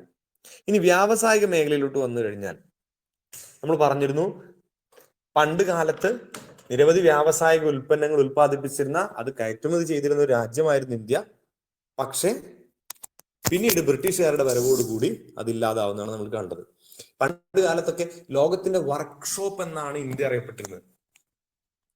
ലോകത്തിന്റെ വർക്ക്ഷോപ്പ് എന്നുള്ള ഒരു വിളിപ്പേരും ഇന്ത്യക്ക് ഉണ്ടായിരുന്നു. കാരണം പലതരത്തിലുള്ള ഉൽപ്പന്നങ്ങൾ കയറ്റുമതി ചെയ്തിരുന്ന ഇന്ത്യക്കാരായിരുന്നു. പ്രത്യേകിച്ച് ഇന്ത്യയിലുള്ള കോട്ടൺ ഉൽപ്പന്നങ്ങളൊക്കെ, പട്ടുവസ്ത്രങ്ങൾ, കോട്ടൺ ഉൽപ്പന്നങ്ങളൊക്കെ വളരെയധികം ഡിമാൻഡുള്ള സാധനം. ഇപ്പൊ നിങ്ങൾ മസ്ലിൻ എന്ന് പറയുന്ന സാധനം കേട്ടിട്ടുണ്ടാവും. മസ്ലിൻ കേട്ടിട്ടില്ലേ? മസ്ലിൻ, മസ്ലിൻ, മുഗ സിൽക്ക് എന്നൊക്കെ പറയുന്ന സാധനങ്ങളൊക്കെ അല്ലെ? യെസ്, മസ്ലിൻ എന്ന് പറയുന്നത് എന്താണ്? ഒരു കോട്ടൺ വസ്ത്രമാണ്, അല്ലെങ്കിൽ പരുത്തി വസ്ത്രമാണ്. ഇന്ത്യയില് ബംഗ്ലാദേശ്, പഴയ ഇന്ത്യ ആയിട്ടുള്ള ബംഗ്ലാദേശിന്റെ തലസ്ഥാനമായിട്ടുള്ള ധാക്കയില് ആണ് ഇത് ഉത്പാദിപ്പിച്ചത്. ധാക്ക മസ്ലിൻ വളരെ ഫേമസ് ആയിരുന്നു. കാരണം ഈ പരുത്തി വസ്ത്രങ്ങൾ എന്ന് പറഞ്ഞു കഴിഞ്ഞാൽ വളരെ ലൈറ്റ് വെയിറ്റ് ആയിട്ടുള്ള, മസ്ലിൻ പോലുള്ള വസ്ത്രങ്ങൾ വളരെ ലൈറ്റ് വെയിറ്റ് ആയിട്ടുള്ള സാധനമാണ്. ഇതൊക്കെ യൂറോപ്പിലൊക്കെ ഉണ്ടായിരുന്ന അരിസ്റ്റോക്രസിയുടെ, അല്ലെങ്കിൽ അവിടുത്തെ ഉന്നത വർഗത്തിന്റെ, ഉപരിവർഗത്തിന്റെ, രാജാക്കന്മാരുടെയൊക്കെ പ്രിയപ്പെട്ട വസ്ത്രമായിരുന്നു. അവരൊക്കെ ധരിച്ചിരുന്ന വസ്ത്രമായിരുന്നു. അതിന് ഭയങ്കര ഡിമാൻഡ് ആയിരുന്നു ഇന്റർനാഷണൽ മാർക്കറ്റിൽ. ഇന്ത്യയിൽ വലിയ വലിയ എന്താ പറയാ ടെക്സ്റ്റൈൽ സിറ്റികൾ ഉണ്ടായിരുന്നു. ധാക്കയും മുർഷിദാബാദും ഒക്കെ അത്തരത്തിലുള്ള പ്രധാനപ്പെട്ട ടെക്സ്റ്റൈൽ ടൗണുകളായിരുന്നു. അപ്പൊ ഇന്ത്യ എന്ന് പറയുന്നത് കോട്ടൺ ഉൽപാദനത്തിൽ, പട്ടു വ്യവസായത്തിനൊക്കെ പേര് കേട്ട ഒരു രാജ്യമായിരുന്നു. ഇത്തരത്തില് ഇന്ത്യയിൽ നിന്നുള്ള ഉൽപ്പന്നങ്ങൾ വലിയ രീതിയിൽ വിദേശ രാജ്യങ്ങളിലോട്ടൊക്കെ കയറ്റി അയക്കുന്ന സ്ഥിതി ഉണ്ടായിരുന്നു. ശക്തമായിട്ടുള്ളൊരു വ്യവസായം, കരകൗശല വ്യവസായം ഇന്ത്യയിൽ ഉണ്ടായിരുന്നു. ഇനി എന്താണ് ബ്രിട്ടീഷുകാരോട് വരുന്ന സംഭവിക്കുന്നത്? ബ്രിട്ടീഷുകാർ വരുന്ന സമയത്ത് അവരുടെ കാലഘട്ടത്തിൽ ഒരു കാലഘട്ടത്തിലും ഇന്ത്യക്ക് ഒരു ശക്തമായിട്ടുള്ള വ്യാവസായിക അടിത്തറ ഉണ്ടാക്കിയെടുക്കാൻ അവർ ശ്രമിച്ചിട്ടില്ല. അതായത് നമുക്കറിയാം, വ്യാവസായിക വിപ്ലവം ഉണ്ടാവുന്ന എവിടെയാ? ലോകത്ത് ആദ്യമായിട്ട് വ്യവസായ വിപ്ലവം ഉണ്ടാകുന്ന എവിടെയാ? ഫാക്ടറി പ്രൊഡക്ഷൻ വരുന്നു, മാസ് പ്രൊഡക്ഷൻ വരുന്നു. കുറച്ചൊക്കെ നിങ്ങൾ പഠിച്ചിട്ടുണ്ടാവും വിചാരിക്കുന്നു അല്ലെ? ഇംഗ്ലണ്ടിലാണ് വരുന്നത്. ലോകത്ത് ആദ്യമായിട്ട് വ്യവസായ വിപ്ലവം ഉണ്ടാകുന്ന ഇംഗ്ലണ്ടിലാണ്. പിന്നീട് യൂറോപ്പിലെ മറ്റു ഭാഗങ്ങളിലോട്ടൊക്കെ വ്യാപിക്കുകയാണ്. യന്ത്രങ്ങൾ ഉപയോഗിച്ചുകൊണ്ടുള്ള ഉൽപാദനം, മാസ് പ്രൊഡക്ഷൻ വരികയാണ് അല്ലെ? അപ്പൊ ഇത്തരത്തിൽ വ്യവസായ മേഖല ലോകത്താകെ, അല്ലെങ്കിൽ യൂറോപ്പിലാകെ പടർന്നു പിടിക്കുന്ന സമയത്ത് അവിടെ ഫാക്ടറി പ്രൊഡക്ഷൻ വഴി വലിയ വ്യാവസായിക വിപ്ലവം നടക്കുമ്പോൾ ഇന്ത്യയിൽ എന്താ നടന്നിരുന്നത്? ലോകം മുഴുവൻ വ്യവസായ വിപ്ലവം നടക്കുമ്പോൾ, ലോകം മുഴുവൻ എന്ന് പറയുമ്പോൾ യൂറോപ്പിൽ വ്യവസായ വിപ്ലവം നടക്കുമ്പോൾ, പഴയ കാലത്ത് വ്യാവസായിക മേഖലയിൽ മുന്നിട്ട് നിന്നിരുന്ന ഇന്ത്യയിൽ ഡീ ഇൻഡസ്ട്രിയലൈസേഷൻ ആണ് നടക്കുന്നത്. ഡീ ഇൻഡസ്ട്രിയലൈസേഷൻ, ആ വാക്ക് ഓർത്ത് വെക്കുക. ഡീ ഇൻഡസ്ട്രിയലൈസേഷൻ ബ്രിട്ടീഷുകാർ വ്യക്തമായ പ്ലാനിങ്ങോടുകൂടി നടപ്പാക്കിയിരുന്ന, അവരുടെ നയങ്ങളുടെ ഭാഗമായിട്ട് നടപ്പാക്കിയിരുന്ന ഡീ ഇൻഡസ്ട്രിയലൈസേഷൻ, ഇന്ത്യയെ വ്യാവസായികമായിട്ട് ഇല്ലാതാക്കുന്ന ഡീ ഇൻഡസ്ട്രിയലൈസേഷൻ ആണ് നടന്നത്. ഒരു തരത്തിലുള്ള ആധുനിക വ്യവസായങ്ങളും വരാൻ അവർ അനുവദിച്ചിരുന്നില്ല. ലോക പ്രശസ്തി നേടിയ ഇന്ത്യയിലെ കരകൗശല വ്യവസായങ്ങളൊക്കെ ക്ഷയിച്ചില്ലാതായി. എന്താണ് അവർ ചെയ്തത്? അവർക്കൊരു നയം ഉണ്ടായിരുന്നു, വ്യവസായ നയം ഉണ്ടായിരുന്നു. ബ്രിട്ടീഷുകാർക്ക് ഒരു വ്യവസായ നയം ഉണ്ടായിരുന്നു. ബ്രിട്ടീഷുകാരുടെ വ്യവസായ നയം പ്രധാനമായിട്ടും അതിന് 2 ലക്ഷ്യങ്ങളാണ് ഉണ്ടായിരുന്നത്. യെസ്, നിങ്ങൾക്കറിയാം ചിലതൊക്കെ. 2 ലക്ഷ്യങ്ങളാണ് ഉണ്ടായിരുന്നത് അവരുടെ നയത്തിന്. ഒന്നെന്താ? ബ്രിട്ടനിൽ വ്യവസായ വിപ്ലവ കാലത്ത് വളർന്നു വരുന്ന ആധുനിക വ്യവസായങ്ങൾക്ക് വേണ്ട അസംസ്കൃത വസ്തുക്കൾ കയറ്റുമതി ചെയ്യുന്ന ഒരു രാജ്യമായിട്ട് ഇന്ത്യയെ മാറ്റാം. ഇന്ത്യയിലെ വ്യവസായങ്ങൾക്കല്ല. വ്യവസായ വിപ്ലവം നടക്കുമ്പോൾ യൂറോപ്പിൽ ഇങ്ങനെ, അല്ലെങ്കിൽ ഇംഗ്ലണ്ടിൽ അങ്ങനെ പുതിയ പുതിയ വ്യവസായങ്ങൾ ഉണ്ടായിക്കൊണ്ടിരിക്കുക. ആ വ്യവസായങ്ങൾക്ക് പ്രവർത്തിക്കാൻ വേണ്ട അസംസ്കൃത വസ്തുക്കൾ, റോ മെറ്റീരിയൽസ് പ്രൊവൈഡ് ചെയ്യാനുള്ള ഒരു പ്രദേശമായി മാത്രം ഇന്ത്യയെ മാറ്റുക. അപ്പൊ നമുക്കറിയാം, ബ്രിട്ടനിൽ പ്രശസ്തമായിട്ടുള്ള കോട്ടൺ മിൽ വ്യവസായങ്ങളുണ്ട്, കോട്ടൺ മില്ലുകളുണ്ട്. ബ്രിട്ടനിൽ എവിടെയെങ്കിലും കോട്ടൺ ഉണ്ടാവുമോ? ബ്രിട്ടനിലെ മാഞ്ചസ്റ്ററിലും ന്യൂകാസലിലും ഒക്കെ വലിയ വലിയ കോട്ടൺ ഇൻഡസ്ട്രികൾ സ്ഥാപിക്കുകയാണ് മുതലാളിമാര്. പക്ഷെ അവിടെ എവിടെയെങ്കിലും കോട്ടൺ ഉണ്ടോ? ഈ കോട്ടൺ എവിടെ നിന്ന് വരണം? ഇന്ത്യയിൽ നിന്നും വരണം. അപ്പൊ ഇന്ത്യയിൽ കോട്ടൺ വ്യവസായം ഉണ്ടാവാൻ പാടില്ല, അല്ലെങ്കിൽ മില്ലുകൾ ഉണ്ടാവാൻ പാടില്ല, തുണി മില്ലുകൾ ഉണ്ടാവാൻ പാടില്ല. പകരം എന്ത് ചെയ്യും? ഇന്ത്യയിൽ നിന്നുള്ള കോട്ടൺ കപ്പൽ വഴി ബ്രിട്ടനിലെ വ്യവസായശാലകളിൽ എത്തിക്കും. അവിടുത്തെ വ്യവസായശാലകൾക്ക് പ്രവർത്തിക്കാൻ വേണ്ട റോ മെറ്റീരിയൽസ് പ്രൊവൈഡ് ചെയ്യാനുള്ള കേന്ദ്രമാക്കി ഇന്ത്യയെ മാറ്റും. അതായിരുന്നു ഒന്നാമത്തെ നയം, അല്ലെങ്കിൽ അതിന്റെ നയത്തിന്റെ ഒന്നാമത്തെ ലക്ഷ്യം എന്ന് പറയുന്നതാണ്. ബ്രിട്ടനിൽ വളർന്നു വരുന്ന വ്യവസായങ്ങൾക്ക് വേണ്ട റോ മെറ്റീരിയൽസ് പ്രൊവൈഡ് ചെയ്യാനുള്ള ഒരു കേന്ദ്രമാക്കി, ഒരു സെന്ററാക്കി മാത്രം ഇന്ത്യയെ മാറ്റുക. അത് മാത്രം. പിന്നെയോ രണ്ടാമത്തെ എന്താ? Yes, market. ബ്രിട്ടനിൽ ഉൽപ്പാദിപ്പിക്കുന്ന വസ്തുക്കളെ വിറ്റഴിക്കാനുള്ള ഒരു വലിയ മാർക്കറ്റായിട്ട്, ഒരു കമ്പോളമായിട്ട് ഇന്ത്യയെ മാറ്റുക. ഇതാണ് രണ്ടാമത്തെ. ഇങ്ങനെ ഫാക്ടറികളിലൊക്കെ ഉണ്ടാക്കുന്ന സാധനം വിറ്റഴിക്കണം. ഇംഗ്ലണ്ടിലൊക്കെ വളരെ കുറച്ച് ആളുകളല്ലോ. അപ്പോൾ ഇത് വിറ്റഴിക്കാനായിട്ട് ഒരു മാർക്കറ്റ് ആവശ്യമുണ്ട്. അത്തരത്തിലുള്ള ഒരു മാർക്കറ്റാക്കി ഇന്ത്യയെ മാറ്റാം. അങ്ങനെ ഒരു മാർക്കറ്റാക്കി ഇന്ത്യയെ മാറ്റണമെങ്കിൽ അവരുടെ ഉൽപ്പന്നങ്ങൾക്ക് ഇവരുടെ ഡിമാൻഡ് വേണം. അവരുടെ ഉൽപ്പന്നങ്ങൾക്ക് ഡിമാൻഡ് വേണമെങ്കിൽ ഇവിടെ ആൾറെഡി ഉൽപ്പാദിപ്പിക്കുന്ന കരകൗശല മേഖലയെ അല്ലെങ്കിൽ വസ്ത്ര ഉൽപാദന മേഖലയെ തകർക്കണം. അപ്പൊ അതിനു വേണ്ട നയങ്ങൾ സ്വീകരിച്ചു. ഇന്ത്യയുടെ തുണിമിൽ വ്യവസായം തകർന്ന് തരിപ്പണമായി. വലിയ ക്ഷാമങ്ങൾ തന്നെ ഉണ്ടായി. മുർഷിദാബാദ് പോലെയുള്ള വലിയ ഇൻഡസ്ട്രിയൽ ടൗണുകൾ ആളുകളില്ലാതെ, ആളുകൾ ഒഴിഞ്ഞുപോയി. അവിടെ നിന്നുള്ള ആളുകളൊക്കെ തിരിച്ച് ഗ്രാമങ്ങളിലോട്ട് പോയി. പലരും പട്ടിണി കിടന്ന് മരിച്ചുപോയി. ഇന്ത്യയിലെ വഴിയോരങ്ങളിലും മറ്റും മരിച്ചു വീണ മനുഷ്യരുടെ എല്ലുകൾ കൊണ്ട് ഇന്ത്യയിലെ സമതല പ്രദേശങ്ങൾ വരെ വെളുത്ത നിറത്തിൽ കാണപ്പെട്ടു എന്നൊക്കെ പറയുന്ന ഒരു ലെറ്റർ ഉണ്ട്.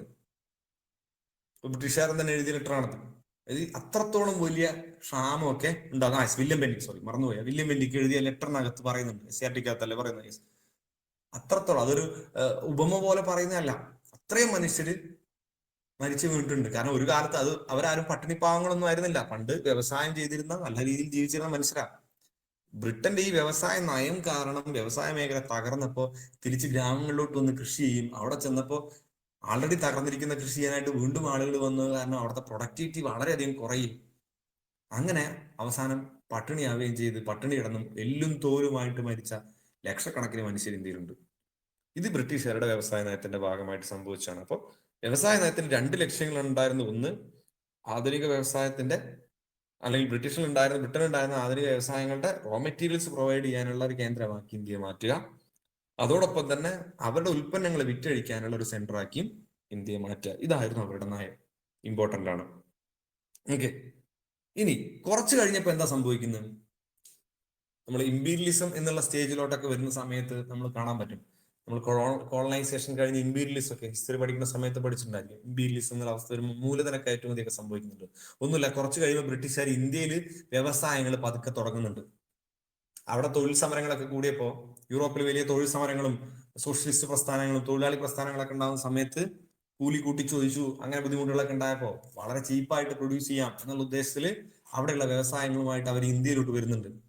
അങ്ങനെ ഇന്ത്യയിൽ മൂലധന കയറ്റുമതി സംഭവിച്ചു. ഇവിടെ വലിയ വ്യവസായങ്ങൾ വരുന്നു. അവിടെ നിന്ന് സാധനങ്ങൾ കടത്തിക്കൊണ്ടുപോകുന്നതിന് വേണ്ടിയിട്ട് റെയിൽവേ കൊണ്ടുവരുന്നു.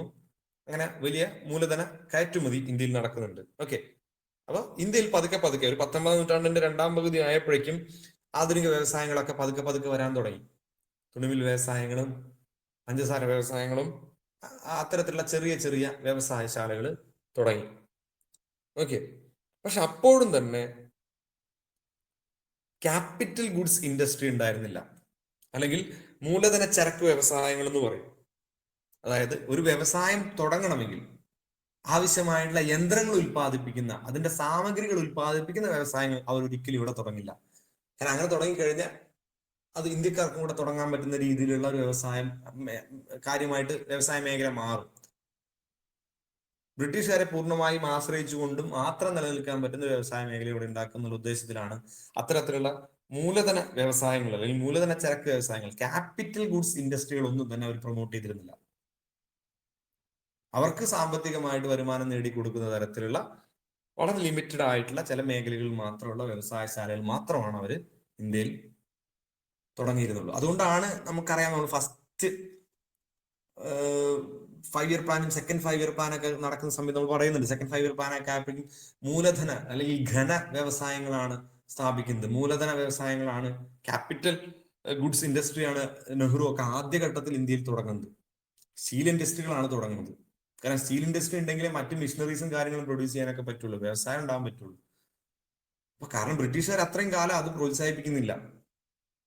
ഓക്കെ, അപ്പൊ ഇത്തരത്തില് ഉള്ളൊരു വ്യവസായ നയമാണ് അവർ സ്വീകരിച്ചിരുന്നത്. ഓക്കെ, അപ്പൊ നമ്മൾ കാർഷിക മേഖലയെ കുറിച്ച് പറഞ്ഞു, വ്യവസായ മേഖലയെ കുറിച്ച് പറഞ്ഞു, അതിന്റെ ഒരു എവല്യൂഷൻ പറഞ്ഞു. പ്രീ ഹിസ്റ്റോറിക് അല്ലെങ്കിൽ പ്രീ കൊളോണിയൽ പീരീഡിലും കൊളോണിയൽ കാലഘട്ടത്തിലും ബ്രിട്ടീഷ് കാലഘട്ടത്തിലും അതിലുണ്ടായിട്ടുള്ള മാറ്റം. 2 പോയിന്റും ക്ലിയർ ആയി എന്ന് വിചാരിക്കുന്നു. സ്റ്റേറ്റ്മെന്റ് രൂപത്തിൽ ക്വസ്റ്റ്യൻ വരാറുണ്ട്. ഐഡിയ ക്ലിയർ ആയില്ലേ മൊത്തത്തിൽ? ഓക്കെ, ഇനി ക്വസ്റ്റ്യൻസ് സ്റ്റേറ്റ്മെന്റ് രൂപത്തിൽ വന്നു കഴിഞ്ഞാൽ നമുക്ക് പറയാനായിട്ട് പറ്റും. നമുക്കറിയാം എന്താണ് പിക്ചറിൽ ഉണ്ടായ മാറ്റം. ഓക്കെ, സോ ഈ രീതിയിൽ നമ്മൾ കുറച്ച് ഹിസ്റ്റോറിക് ആയിട്ടുള്ള കാര്യങ്ങൾ കുറച്ചുകൂടെ പഠിക്കാനുണ്ട്. അത് ഇനി നമുക്ക് ഇൻഡിപെൻഡൻസിന്റെ സമയത്തോട്ട് എത്തുമ്പോൾ വരുന്ന മാറ്റങ്ങൾ, അതിനുശേഷം പ്ലാനിങ് വരെയുള്ള കാര്യങ്ങൾ ഓക്കെ, ഈ രീതിയിലൊന്ന് പഠിക്കാനുണ്ട്, അതിന്റെ റെവല്യൂഷൻ പഠിക്കാനുണ്ട്. ആദ്യഘട്ടത്തിൽ നമുക്ക് ഇത്രയും പഠിച്ചിട്ട് നിർത്താം. നമ്മൾ ടൈം കഴിഞ്ഞിട്ടുണ്ട്. ഇന്ന് പറഞ്ഞ കാര്യങ്ങൾ മനസ്സിലായെന്ന് വിചാരിക്കുന്നു, ക്ലിയർ ആയി എന്ന് വിചാരിക്കുന്നു. എന്തെങ്കിലും പ്രശ്നങ്ങളോ ബുദ്ധിമുട്ടുകളോ ഉണ്ടെങ്കിൽ ഷെയർ ചെയ്യുക. ക്ലാസ് എടുക്കുന്നത് മനസ്സിലാകാത്ത സ്പീഡ് കൂടുതലുണ്ടെങ്കിലോ അങ്ങനെ എന്തെങ്കിലും ബുദ്ധിമുട്ടുണ്ടെങ്കിൽ പറയാം. ഡൗട്ടോ കാര്യങ്ങളോ ഉണ്ടെങ്കിൽ ഇനിയിപ്പോൾ സമയമില്ല, നമുക്ക് അടുത്ത ക്ലാസ്സിൽ ക്ലിയർ ചെയ്യാം. സംശയം ഉണ്ടെങ്കിൽ ചോദിക്കണം. ഓക്കെ, ഇന്ന് പറഞ്ഞ കാര്യങ്ങൾ അത്രത്തോളം ബുദ്ധിമുട്ടുള്ളതല്ല എന്ന് വിചാരിക്കുന്നു. പഠനത്തിന്റെ കാര്യത്തിൽ ഞാൻ പറഞ്ഞ കാര്യങ്ങൾ ഓർത്തു വയ്ക്കുക, ആ രീതിയിൽ മുന്നോട്ട് പോകണം. ഓക്കെ, ബാക്കി നമുക്ക് അടുത്ത ക്ലാസ്സിൽ എടുക്കാം. Okay, thank you, good night. Okay, thank you everyone.